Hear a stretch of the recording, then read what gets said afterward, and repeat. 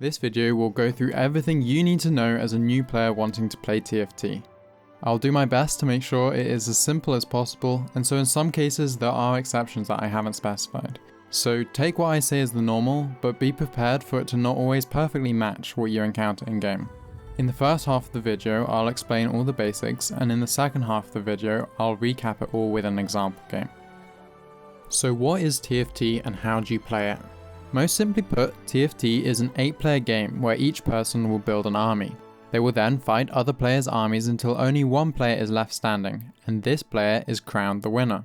The game takes place over a series of rounds. Each round, every player will fight another player's army, and the losing side will take some damage. Every player starts the game with 100 health, and once a player reaches 0 health, they are out of the game. Rounds also have a preparation phase at the beginning where players can improve their army before fighting again. That's the basics of TFT really. Make an army, fight, improve, and kill until only one player remains. Now I need to explain how we build and improve this army and how the fighting even works. I will get to that, but let's start with some of the basic terminology and show you what the game looks like a bit. I must warn you now that the gameplay I'm about to show you is from Set 11, Inkborn Fables. Every couple months, TFT gets an overhaul where the basic game I have just described to you stays the same, but all the details and visuals change, and some gameplay mechanics are introduced to make it more interesting and varied. When this happens is the beginning of a new set, so if you're watching this in the future and this doesn't look like the TFT when you play today, that's okay. Almost everything I described is likely still applicable. This is also why the current tutorial is different from the main game, since it was made during a different set. Okay, now let's get into it. This is the player's board. It's made up of tiled hexagons in 4 rows of 7. Usually players refer to their army as their board instead, so that's what I'll be calling it for the rest of this video. Each of these tiles can hold a unit, sometimes referred to as champions. These are little characters that will fight for you. You buy units from the shop, which displays a randomized selection of 5 units that you can purchase each round. Once a unit is purchased, they will go on your bench. This is your bench, and it's a set of 9 squares that are not a part of your board. Units here will not fight for you, but it's a great place to store any units that don't fit on your board, or you might want to put on your board later. You can then drag units from your bench onto your board if you have space. You can only have a certain number of units on your board to fight for you at any given time, and we'll soon see how to increase that number.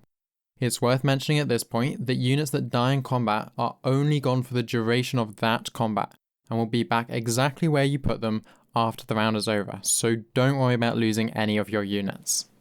Along the right hand side here, you can see the health of all the players, so you can keep track of how everyone else is doing and who is at risk of going out. You can also use this as a way to navigate to other people's boards. Clicking on a player's icon here will take you to their board. Along the top is a tracker that shows you what round you're on. Rounds are split up into stages. Stage 1 is 4 rounds long, but all other stages are 7 rounds long. Each round is named by the stage it is in, followed by its position in that stage. So the first round is called 1-1, the next 1-2, and so on. You will see the name of the current round here, and you can also see the results of battles in the current stage. Now that I've shown you the shop, I should explain the currency. It is referred to as gold or money pretty interchangeably. You start the game with no gold, but you do get given one random unit that is worth 1 gold. Every round, players will earn gold from several sources. You get some passive income of 5 gold, which is slightly reduced at the start of the game.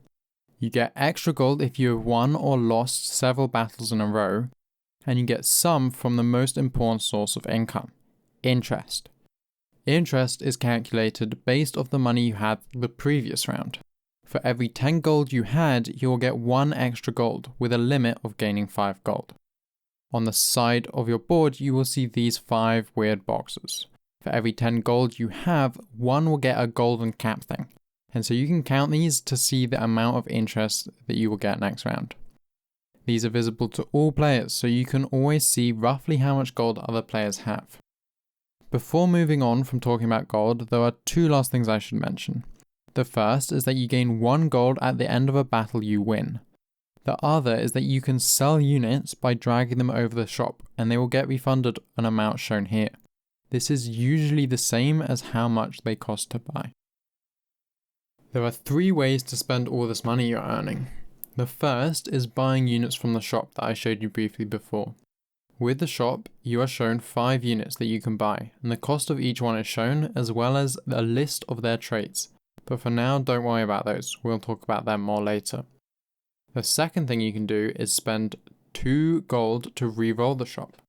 This means the shop will refresh, showing another random selection of 5 units. The final way to spend your money is on XP. Once you fill up the XP bar shown here, you level up. Each level will require an increasing amount of XP, and you can see the exact number here. When purchasing XP, you buy 4 XP for 4 gold, and you can do this as many times as you want each round. You will also get 2 XP for free at the start of every round. Leveling up has 2 effects. The most noticeable is increasing the number of units you can have on your board by 1. The number of units you can have on the board at any time is determined by your level. If you are level 1, you can have 1 unit, level 2 you can have 2 units, and so on up to level 10 with 10 units. The second effect of leveling up is changing your shop. You may have noticed these percentages on the side of the shop earlier. These indicate the percentage chance of any individual unit is of that cost. Grey represents 1 cost, green 2 costs, blue 3 costs, pinky purple 4 costs, and yellow is 5 costs, which are the most expensive units. Initially, at the low levels, you will be getting only the cheap units, but as you level up, you will get access to the more expensive units. For example, here at level 4, we can see that we have a 55% chance each slot will be a 1 cost, a 30% chance of being a 2 cost, and a 15% chance to be a 3 cost, but it is impossible to get any 4 or 5 costs. Let's remind ourselves what we've gone over so far. Every round you have a preparation phase where you get given money and can spend it on units, XP, or re-rolling the shop. At the end of the preparation phase, you will battle another player and the winner will be awarded 1 gold and the loser will take some damage. Now it's about time I explained what's actually going on in these battles. The truth is, for the player, all you're doing is watching. Your work is done after buying and arranging the units on the board, and now it's up to them to battle it out for you. This is why TFT is called an auto-battler, and this is a whole genre of games that TFT is one of the largest and most successful. Other auto-battlers you may have heard of are Super Auto Pets, Dota Auto Chess, and Hearthstone's Battlegrounds. So this means once the battle starts, each unit will behave according to a couple of basic rules that will determine how the battle plays out. At the start of combat, units will locate the closest enemy to target. It will then start attacking it with what is called a basic attack. If it is not in range to attack, it will try to walk towards it until they are in range. This won't be the same for every unit, as each unit has a different attack range, usually between 1 and 4 tiles. Attacks deal some damage to the enemy, but they will also grant the unit who is attacking 10 mana. Mana is a resource each unit collects, and it is shown on this blue bar under the unit's health bar. Units also gain mana from taking damage. Once the mana bar is full, the unit will cast their ability, which will be something unique for every unit. Some units will have really strong abilities, some will have really strong attacks, and some will just be really hard to kill. Abilities can range a lot, but I'll show you 3 of the most common effects they may have so you can better understand what is happening when battles take place. Some abilities give a shield, which prevents a unit from taking damage until the shield is destroyed. Shields will show as white on the health bar of whoever it is on. Other abilities may heal, which will replenish their health bars but will not exceed their starting health.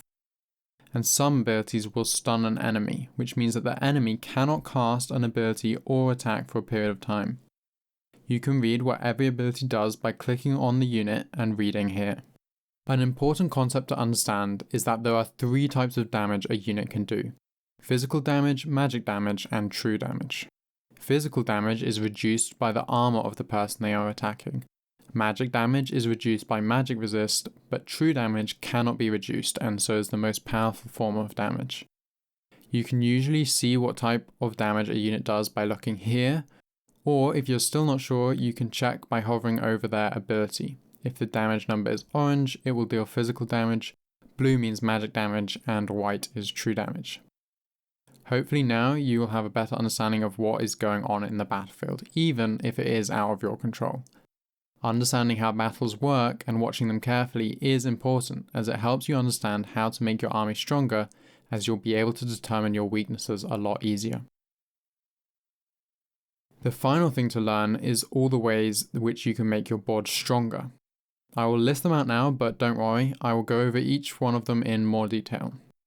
So, to make our board stronger, we can use more expensive units, we can increase the star level of units, we can increase the number of active traits or level up existing active traits, and we can equip items. That's a long list with lots of new ideas, so let's go through them one at a time. First is using more expensive units.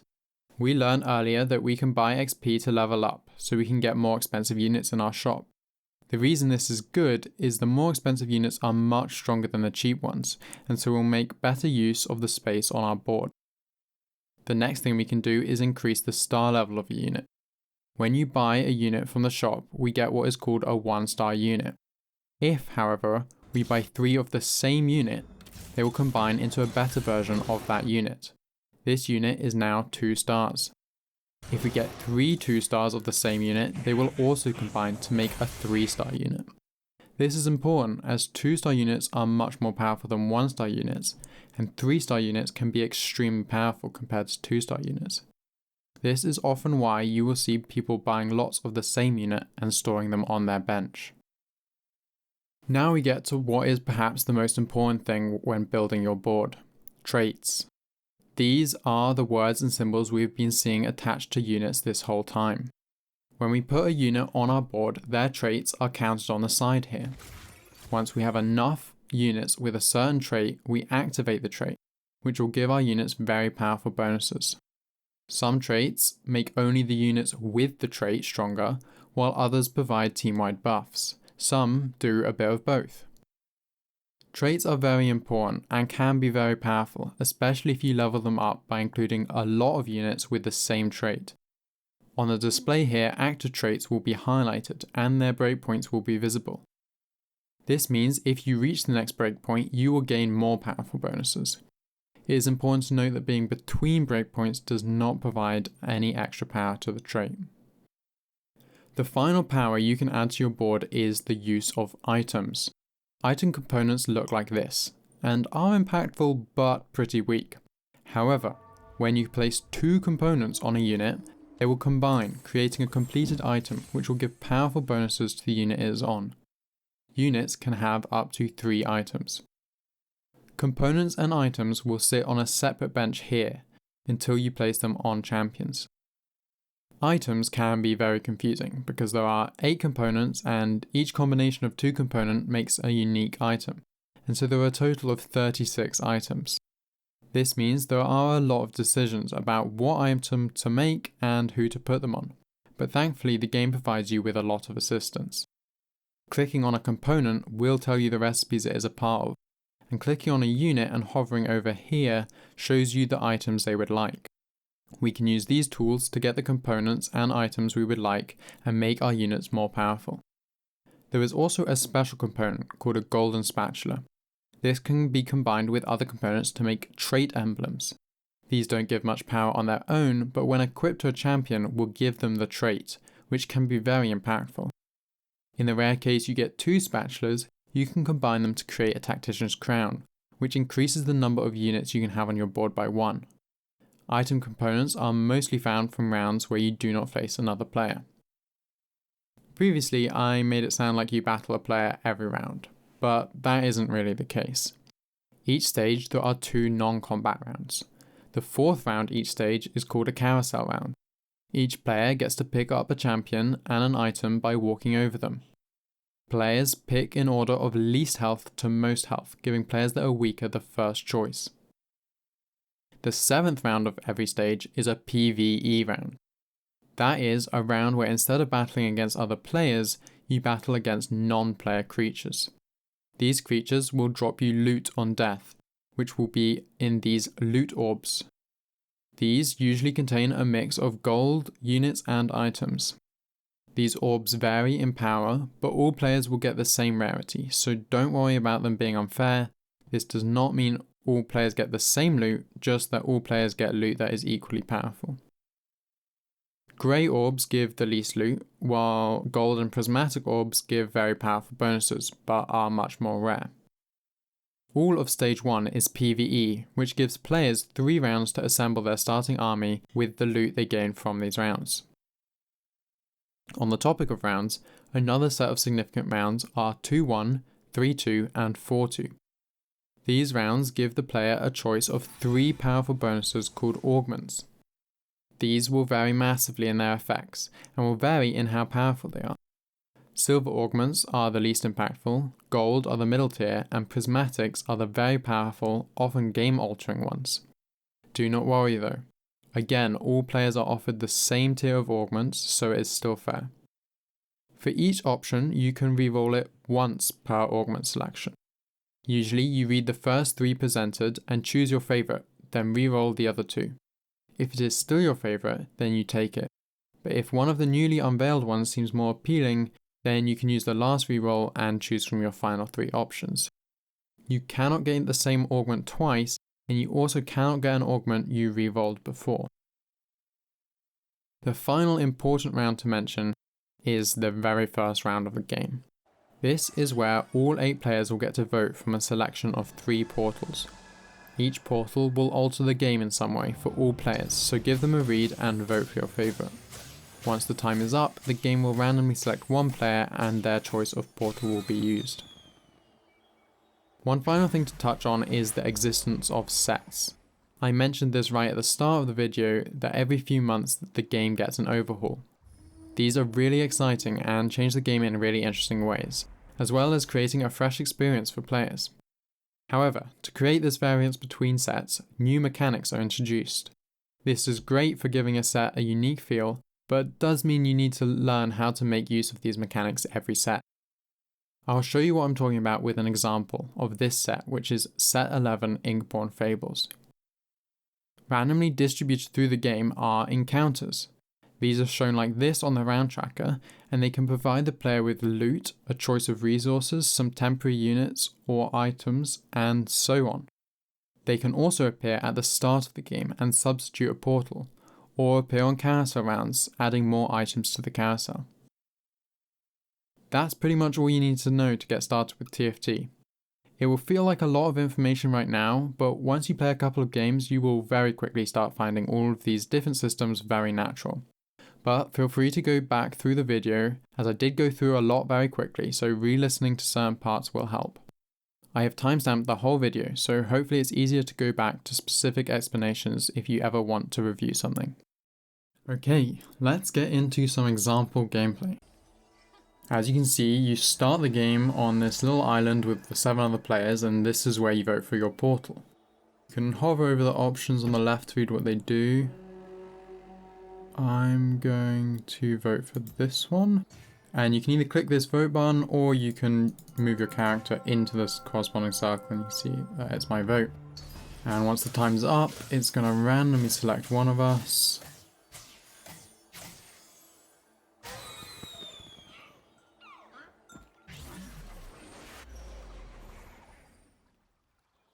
And you can see the one cost I get given for free. I can put it on. It will automatically get put on your board if you don't place it yourself, so don't worry if you forget. And if you want to see what the portal was, if you ever forget or you just want to check, you can click on this and then hover over it. So at 40 player health, receive a blessing that contains powerful loot.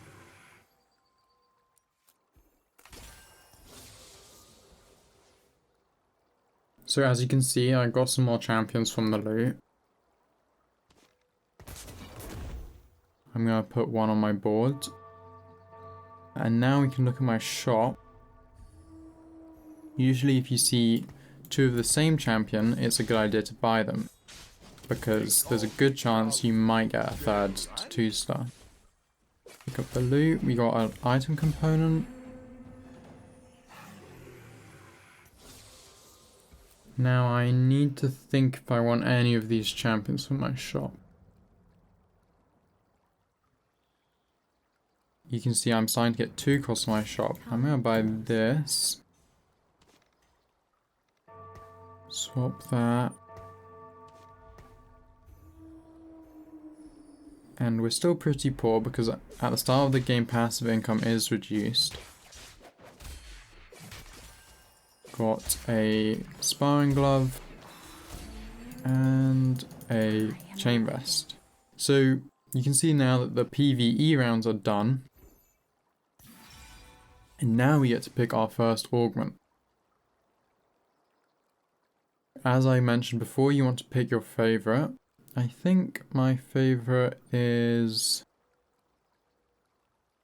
this one on the left.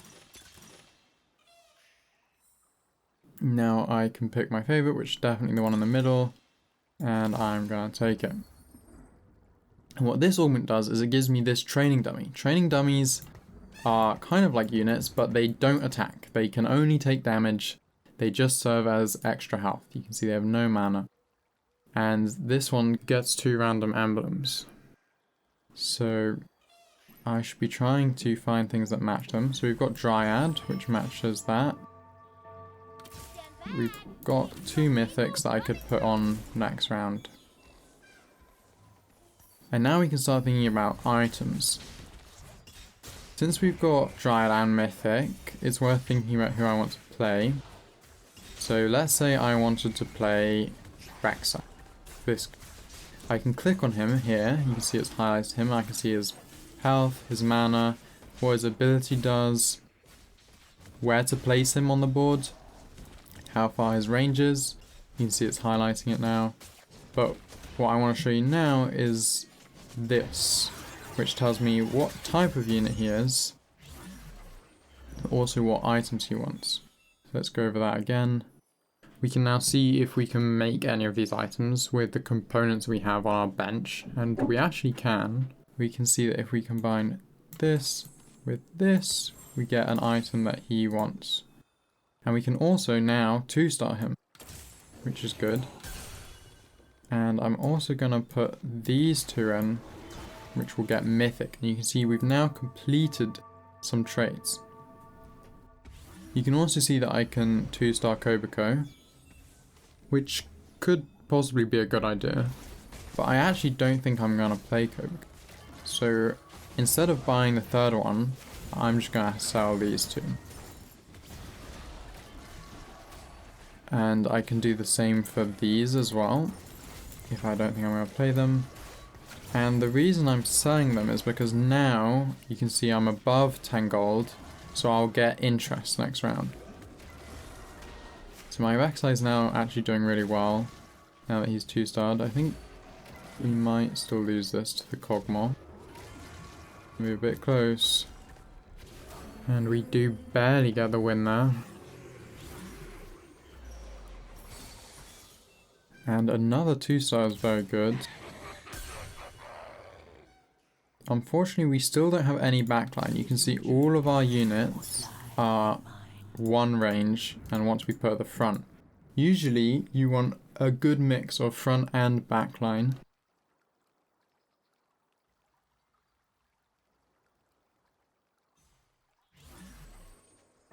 Another thing that I want to show you is the team planner. This is this little button up here. Click to open the team planner. And this is where you can select units. And once you've selected them, you'll notice that it marks them in your shop. And the reason this is really handy is that you can decide on what team you want to play. So let's say I wanted to play the team I currently have. And now it's way easier to spot them in my shop and much less likely I miss any. It's also great for planning traits. So you can see that it shows all the traits of the units I have in my planner along the bottom here. Now it's time for the first carousel. So you can click on this button to take you back to your board, and then if you click on an item you can see all the recipes, and this can help you pick what components you're looking for on carousel. So in this case, I'd really like some AP items like Rabadons or Archangels or even Jeweled Gauntlet. Unfortunately, there's no rods or tears on the carousel. So I think I'll just go for a glove to make Jeweled Gauntlet instead. So sometimes you're going to pick based off the item, sometimes you're going to pick based off the champion. And we've got another Rek'Sai, which is good. And we've got a long-ranged Mythic now, which is good. But I need to consider who to swap him with. I think I'll swap him here. Does mean I lose a trait, but I do fix my problem of having no backline. It's going to take 8 gold to level up. But now I can make another item for this Cogmore. And another thing I didn't show you before, but if you have a component in your hand and you hover over another component, it will show you what item those two make and tell you what it does. And if I go on here, I can see that that item is actually one that Cogmore would like. So I can drag them both on, and we've made the item. We're gonna win this one as well, which is great.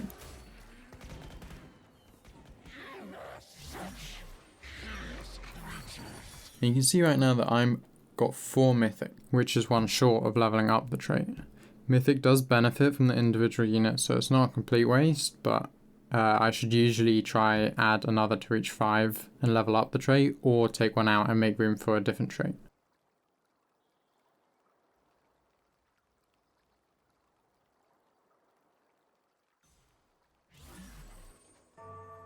But right now I think it's still stronger to just play the Mythics I have.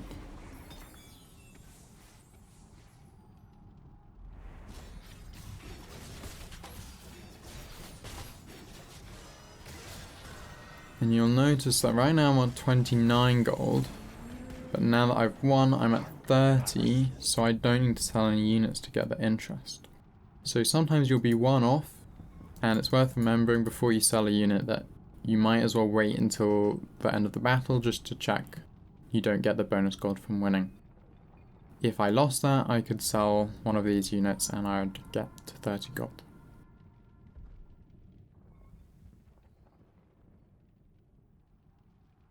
So that was the final combat round of this stage along the top. You can see who I won against, when I lost, and that we're now against the Krugs.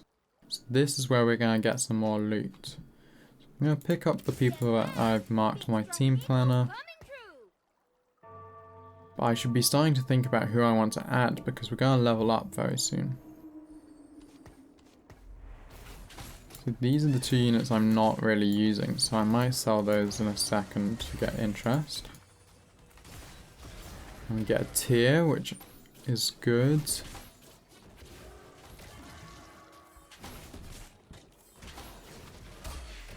And 2 3 costs. Now I'll sell any units I don't want so that I can make as much interest as I can.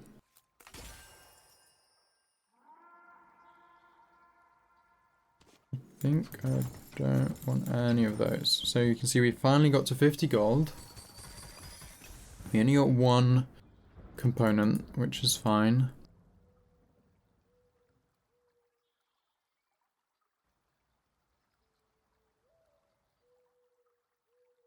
So now that I'm above 50 gold, there's no point saving up more. So I'm going to spend 1 gold to level up. And I'm going to put this Thresh in. And now we've activated another trait, because both Thresh and Cho'Gath have Behemoth.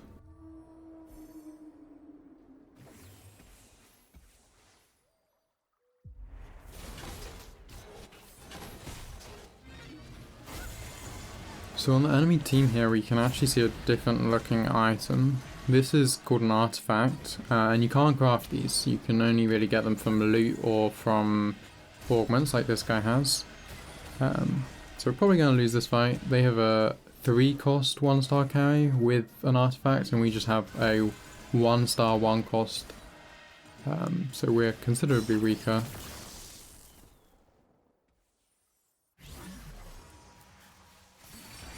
And we get the next augment selection. Okay, my favorite here is the far right, so I'm going to reroll the other two. And I think the far left is my new favorite, so I'm going to take that.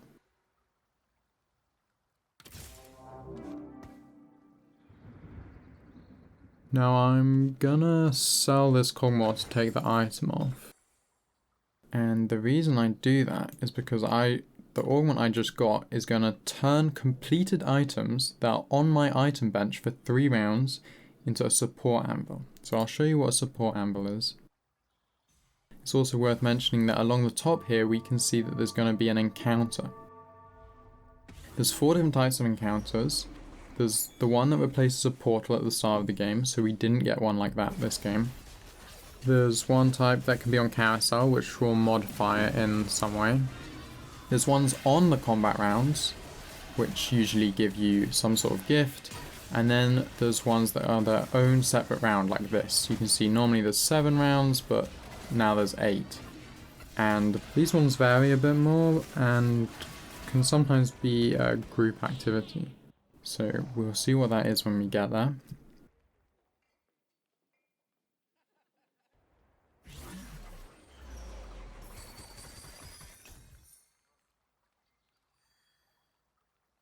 So we've got another mythic, so we can get to 5 mythic now, which is good. I'm going to change my team plan. If you click snapshot and confirm, it takes your current team, which I'm pretty happy with my current team, so I'm going to do that.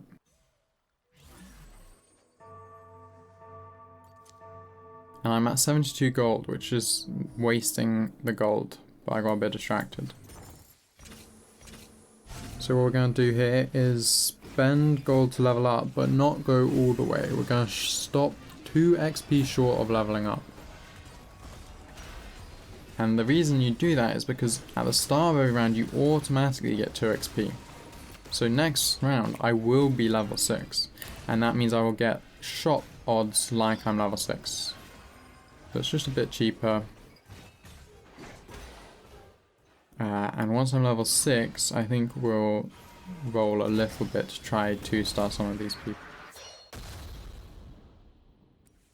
You see along the side I'm the 2nd lowest health at the moment, which means I'm going to be one of the first people out, and I definitely want this, because he is a mythic, which is what we are collecting at the moment.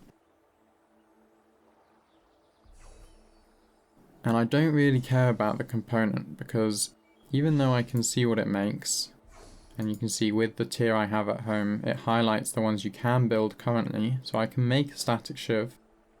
But because of my augment, I'm just going to leave whatever item I make on my bench, and it's going to turn into something else anyway. So we can put this on our board, which is good. And honestly, I think I can start selling this.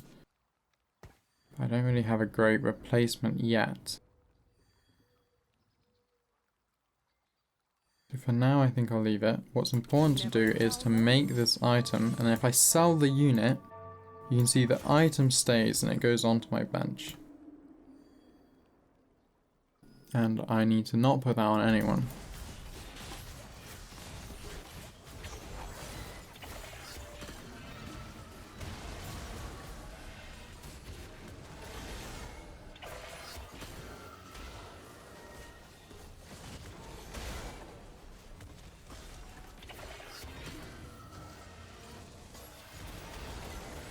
Again, I'm wasting a lot of gold here, which is not good. A bit distracted talking.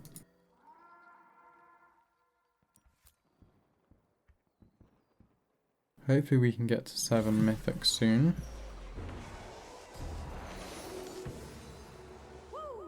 So this was the activity 1. Unfortunately it's not much of an activity, but we all come to the collective island and Shtana has given us some gold. So I've got even more gold. Already had a lot. And while losing a lot like this looks bad, it's actually not bad, because remember, you get bonus money from losing lots in a row. So I'm going to level up. And then I'm going to roll a little bit. Death is not always a release. Perfect. That is who I wanted. And you can see that my jeweled gauntlet that was here has disappeared. And that's because it was on my bench for 3 rounds, and now it's a support anvil, which is this on my bench. Any type of anvil will give you 30 seconds to choose from a selection of 4 options. Support items are not like normal items. You cannot normally build them.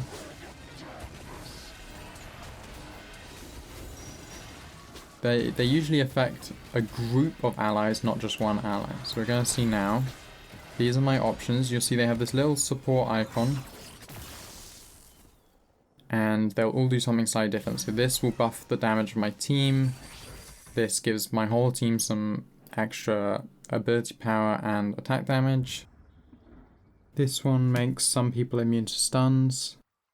This increases the mana needed to cast for the enemy team. So I think what I'm going to take is this one. I think we'll conclude the example gameplay here. Hopefully this has helped you gain some confidence before going into your first game, as well as improved your understanding of the basic systems. I wish you the very best of luck going into your first games, and thank you so much for watching.